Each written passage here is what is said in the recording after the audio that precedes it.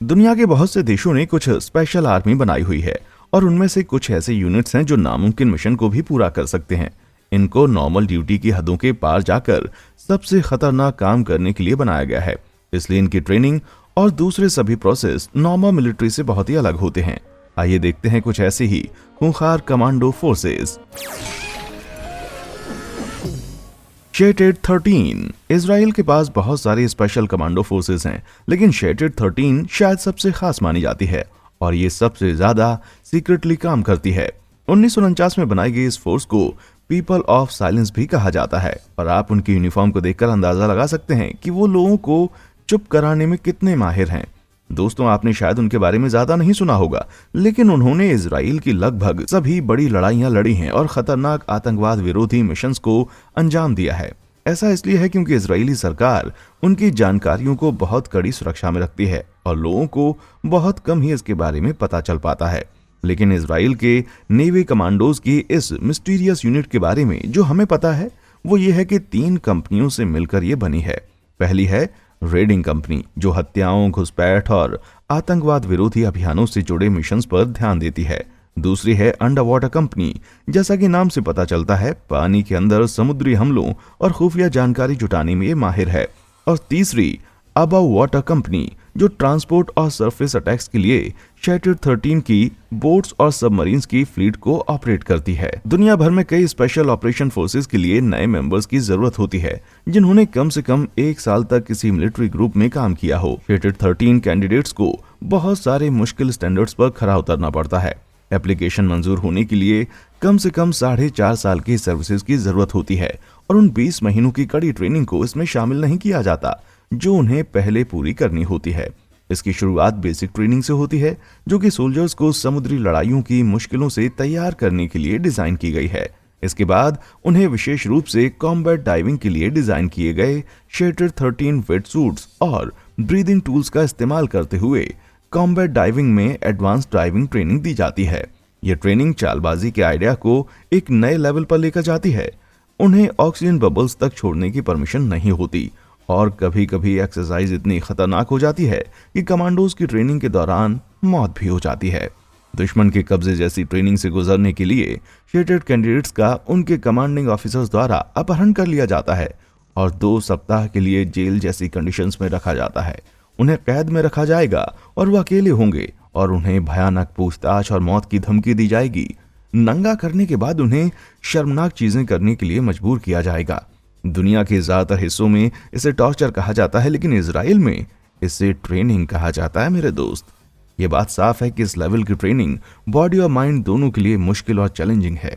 इसलिए कोई हैरानी की बात नहीं है कि इसमें ड्रॉप आउट रेट बहुत ज्यादा है, जैसा कि आप इस तरह की कंपनी से उम्मीद कर सकते हैं। इसके सही आंकड़ों को छुपाकर ही रखा जाता है।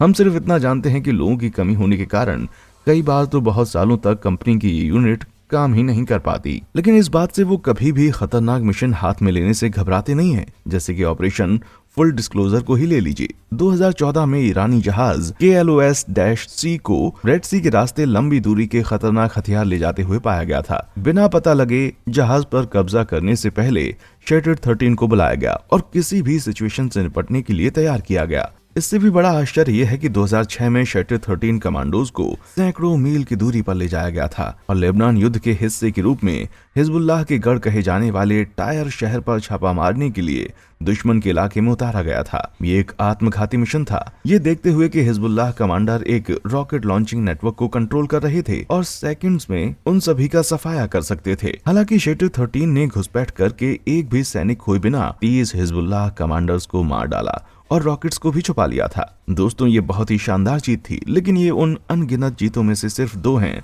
जिनको इन दिग्गज ने आज तक हासिल किया है। और ईमानदारी से कहूं तो भाई, इस बात के बहुत ही कम चांस हैं कि इन सीक्रेट ग्रुप द्वारा चलाए गए मिशंस की भनक दुनिया में किसी को भी लगेगी।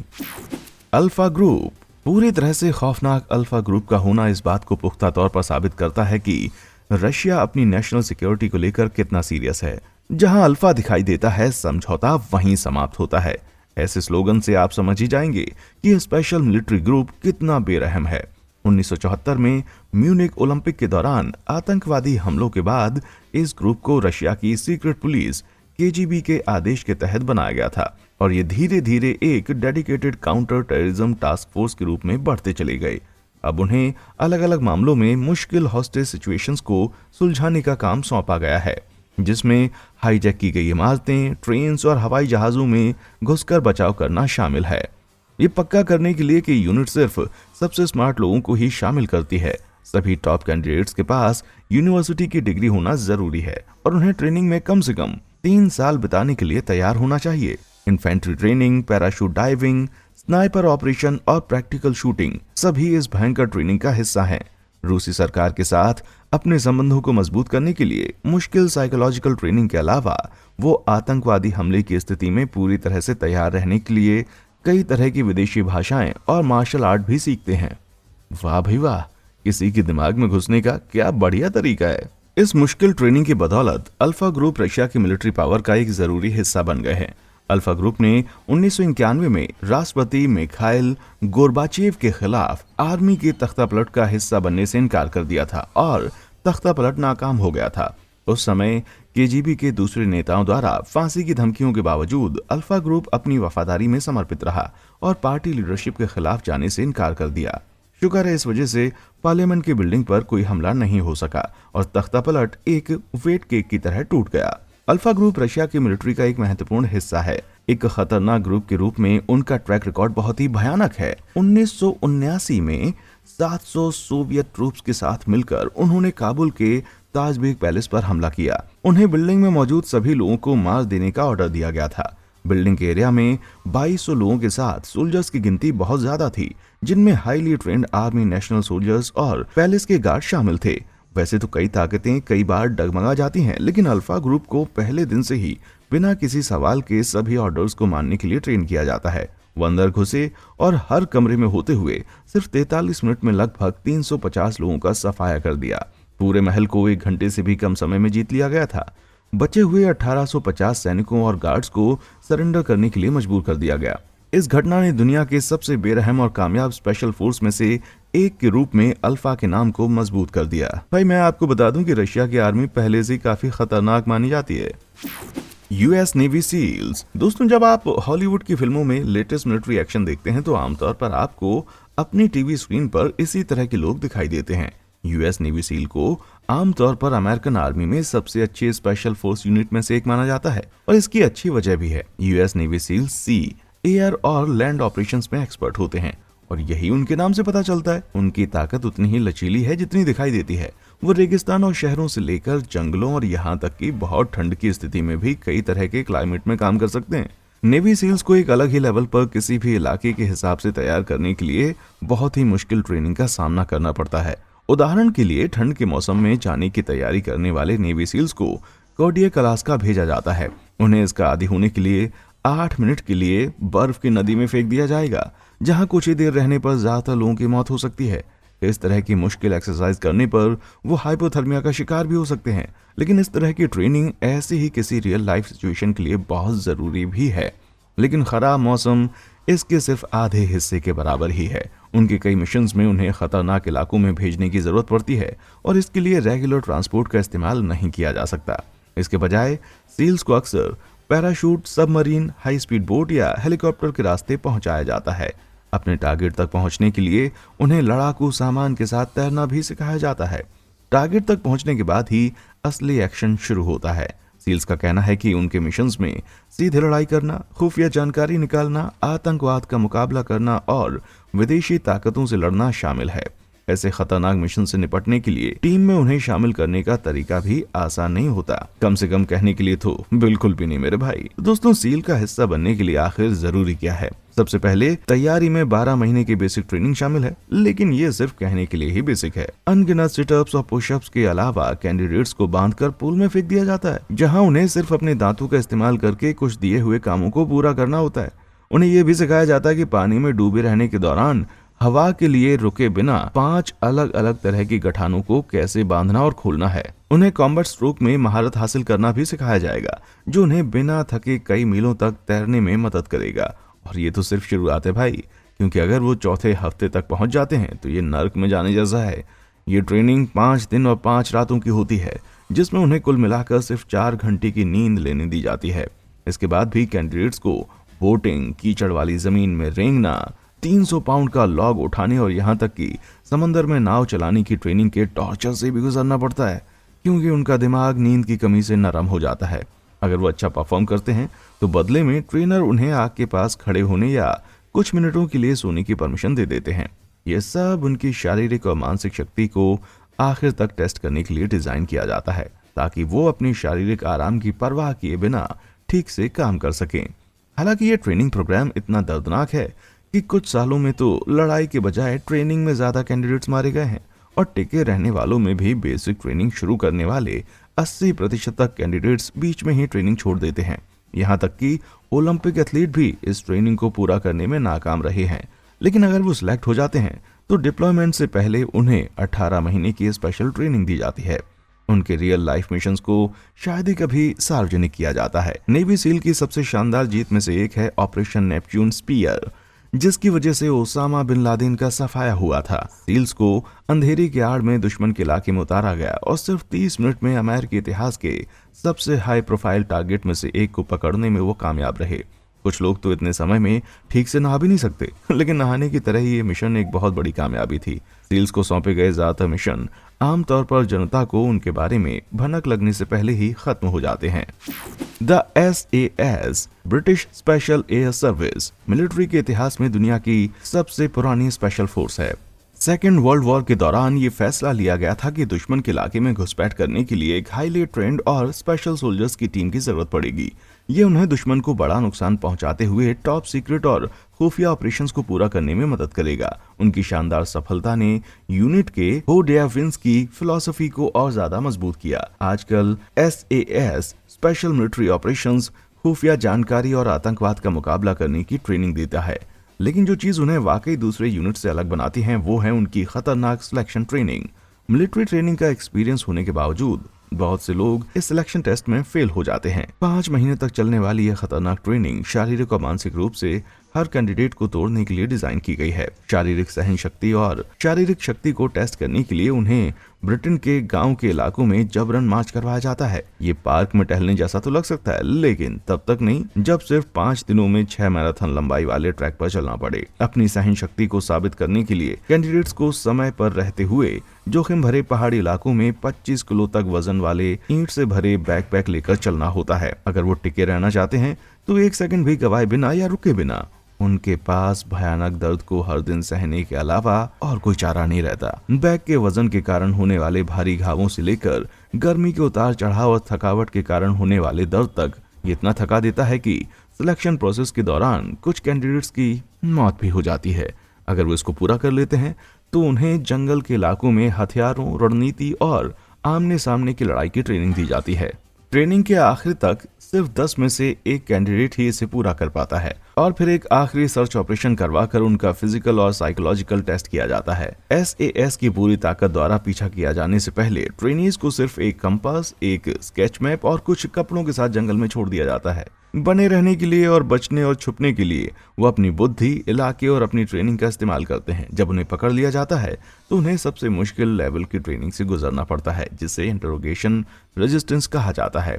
हुड पहने और हथकड़ी लगाए ट्रेनीज को ट्रक के पीछे डालकर एक डिटेंशन सेंटर ले जाया जाता है। जब वो वहां पहुंचते हैं तो उन्हें जल्दी से ऊपर लटका दिया जाता है और बर्फीले ठंडे पानी से नहलाया जाता है। व्हाइट नॉइज का इस्तेमाल करते हुए हैंडलर उन्हें तनाव की स्थिति में छोड़ देते हैं ताकि वो आराम के बारे में सोच भी ना सके। जब किसी मजबूत आदमी को 7 दिनों तक खाना, पानी और नींद से दूर कर दिया जाता है तो वो मेंटली टूट जाता है और रोने लगता है, चाहे वो जितना भी एक छोटे बच्चे की तरह रो ले। अगर वो अपने हुड को हटाता है या इंटरोगेटर को अपने नंबर के अलावा कुछ भी बताता है। आप समझ ही गए होंगे दोस्तों कि जब SAS अपने सोल्जर्स को लड़ाई में भेजता है तो कोई चांस नहीं लेता है, ये मानते हुए कि ट्रेनिंग खत्म होने के बाद भी उनके पास सोल्जर्स बचे हों। SAS की इस ट्रेनिंग द्वारा सिखाई गई चालाकी और ताकत को उसके रिजल्ट में देखा जा सकता है। साल 2000 में ऑपरेशन बाराज के दौरान सिएरा लियोन रेबल ग्रुप ने रॉयल आयरिश रेजिमेंट के 11 लोगों का अपहरण करके उन्हें बंदी बना लिया था।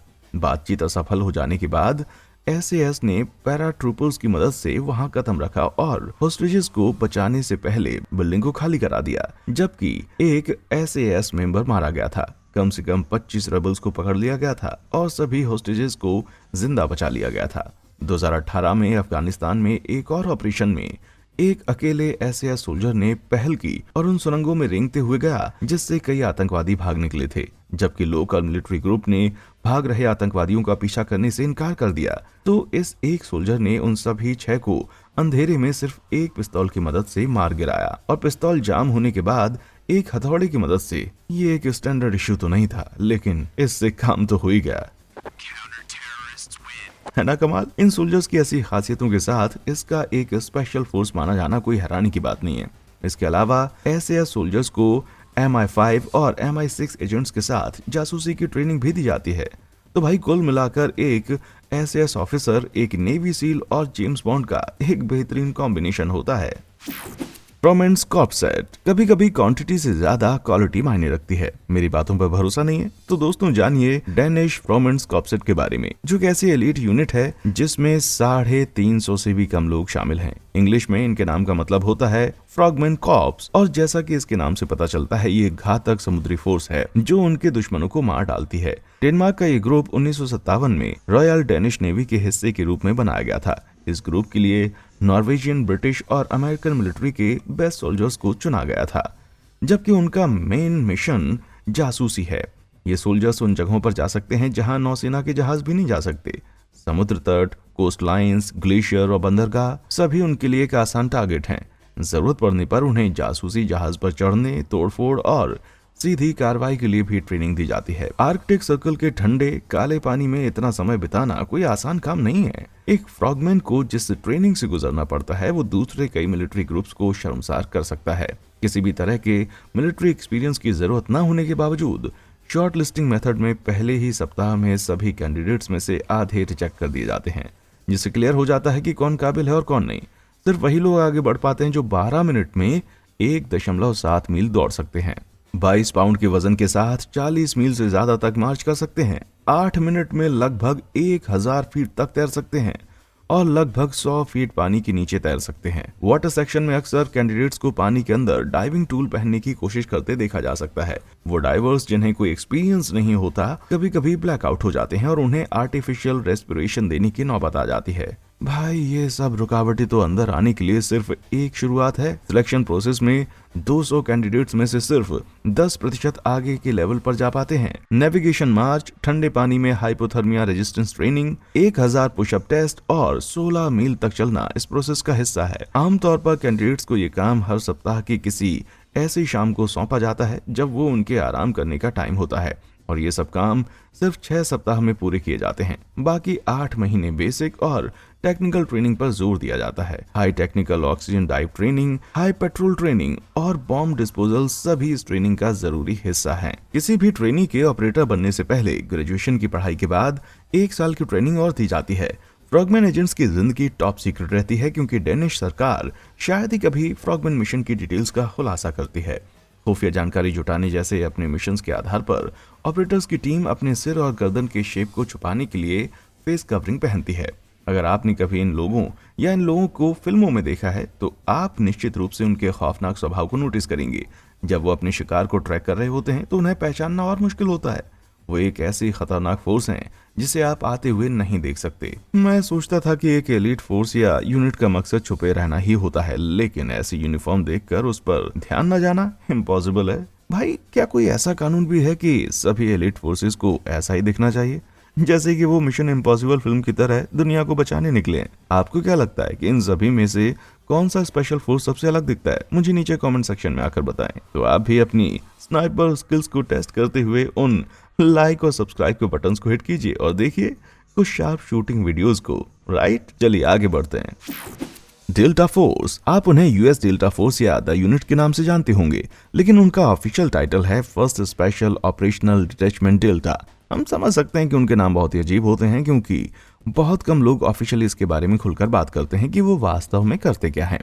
उनके ज्यादातर मूवमेंट्स को टॉप सीक्रेट ही रखा जाता है। काउंटर टेररिज्म ऑपरेशंस के अलावा डेल्टा फोर्स हॉस्टेजेस को बचाने, जासूसी मिशंस और सीधी कार्रवाई करने वाले ऑपरेशन भी करते हैं जो थोड़े से कम सीक्रेट होते हैं। इस टियर 1 स्पेशल ऑपरेशन यूनिट को 1977 में बनाया गया था, जब हाई प्रोफाइल आतंकवादी गतिविधियां बढ़ने लगी थीं। इसे आम जनता से पूरी तरह छुपाए रखने के इरादे से भी बनाया गया था। बेशक ऐसा नहीं हो पाया, लेकिन ये सीक्रेट अभी भी बरकरार है उनके कई मिशन टॉप सीक्रेट हैं और यहाँ तक कि जब लड़ाई में एक सोल्जर मारा जाता है तो आर्मी अक्सर इसकी असली यूनिट का खुलासा करने से इनकार कर देती है। शायद इसी को कहते हैं कोई राज अपने साथ कब्र तक ले जाना। डेल्टा फोर्स के लिए चुने जाने का प्रोसेस कथित तौर पर पूरी दुनिया में सबसे ज्यादा मुश्किल है। ज्यादातर कैंडिडेट्स पहले से ही बेहद काबिल सोल्जर्स होते हैं। ये सोल्जर्स अक्सर 82वें एयरबोर्न डिवीजन और नेवी सील जैसे स्पेशल फोर्स की यूनिट से आते हैं और कईयों ने तो जंग में अपने देश की सेवा भी की है। कभी कभी तो उनका फिजिकल ट्रेनिंग का एक्सपीरियंस भी उन्हें इस मुश्किल सिलेक्शन प्रोसेस के जरिए एंट्री दिलवाने के लिए काफी नहीं होता। इसमें 1 महीने तक चलने वाला कोर्स शामिल है जिसे सबसे अच्छे में से भी सबसे अच्छे को दिखाने के लिए डिजाइन किया गया है। एडवांस्ड व्हीकल नेविगेशन से लेकर एक्सपर्ट लॉक पिकिंग और गन हैंडलिंग तक सब कुछ इन कहर बरपाने वाले सोल्जर्स को बनाने के लिए क्रिएट किया गया है। इस प्रोसेस के बारे में ज्यादातर डिटेल्स को सीक्रेट ही रखा जाता है, लेकिन यह अंदाजा है कि सिर्फ 10% कैंडिडेट्स ही डेल्टा फोर्स के सिलेक्शन प्रोसेस को पार कर पाते हैं। यूनिट में शामिल होने के लिए चुने गए लोगों में से 50% लोग ड्रॉप आउट हो जाते हैं, तो कुल 120 एप्लीकेंट्स में से सिर्फ 6 को ही चुना जाता है, वो भी उनके नसीब बुलंद हों तब। इस भयानक रेजिमेंट का मतलब है डेल्टास की कुल गिनती सिर्फ 1000 ऑपरेटर्स के आसपास मानी जाती है। तो भाई वो कहते हैं ना, छोटा पैकेट बड़ा धमाका। भले ही डेल्टा फोर्स के कई ऑपरेशंस को टॉप सीक्रेट रखा गया हो, पर 1989 में पनामा पर आक्रमण में उनकी हिस्सेदारी ने खूब सुर्खियां बटोरी। डेल्टा फोर्स के ऑपरेटिव्स ने दिसंबर महीने में पनामा सिटी के बीच में बनी एक जेल से एक अमेरिकन होस्टेजेस को छुपाने में कामयाबी हासिल की थी। यहाँ तक कि उनके हेलीकॉप्टर को मार गिराए जाने और ऑपरेटिव्स के गंभीर रूप से घायल होने के बाद भी वो बिना किसी नुकसान के होस्टेजेस और उनकी टीम को छुड़ाने में कामयाब रहे। कुछ दिनों बाद पनामा के तानाशाह राष्ट्रपति मैनुअल नोरिएगा को सफेद झंडा फहराने के लिए राजी करने के लिए डेल्टा यूनिट ने एक बड़ी आतंकी रणनीति का इस्तेमाल किया। इतने लंबे समय तक उसे सहन करने के लिए मैं तो बस उनकी तारीफ ही कर सकता हूँ भाई। मैं तो उन्हें देखती सरेंडर कर देता। मैं गोलियों से नहीं डरता, मैं सिर्फ अपने शरीर को बुलेट फ्री रखना पसंद करता हूँ। मैंने तो बस अभी दुनिया की सबसे एलीट स्पेशल फोर्स के बारे में पता लगाना शुरू ही किया है। एक ही वीडियो में दुनिया की सबसे बेहतरीन स्पेशल फोर्सेस को दिखाना लगभग इम्पॉसिबल है। इसलिए अगर आप इस वीडियो का पार्ट 2 देखना चाहते हैं तो मुझे कॉमेंट सेक्शन में आकर बताएं, क्योंकि और भी बहुत कुछ है जिसके बारे में मैं आपको बताना चाहता हूँ। अगर आप इनमें सिलेक्ट होने के लिए किसी ट्रेनिंग प्रोसेस को पास कर लेते तो आप इनमें से किस स्पेशल फोर्स में शामिल होना चाहेंगे, नीचे कमेंट सेक्शन में आकर बताइएगा। और हाँ, देखने के लिए शुक्रिया।